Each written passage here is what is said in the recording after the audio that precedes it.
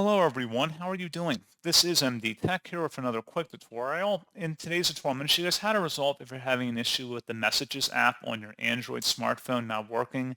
Perhaps it's crashing and not loading properly. So this should hopefully be a pretty straightforward process here, guys. And without further ado, let's go ahead and jump right into it. So all you have to do is swipe up on your home screen, and you want to select the Settings gear button, and then select the Apps tile. And then go under where it says See All Apps. Go ahead and select that. And then locate the Messages app and select it here. Select where it says Storage and Cache.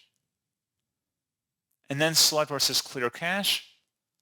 Now, if you're still having a problem when you relaunch Messages, you may want to consider clearing the storage. Make sure everything's backed up to the cloud before you proceed here because it will delete files and settings from this application. Select Delete to confirm. And then hopefully at this point, once you've relaunched the app, you should be good to go. So pretty straightforward process on that, guys. And as always, thank you for watching. I do hope that I was able to help you out, and I do look forward to catching you all in the next tutorial. Goodbye.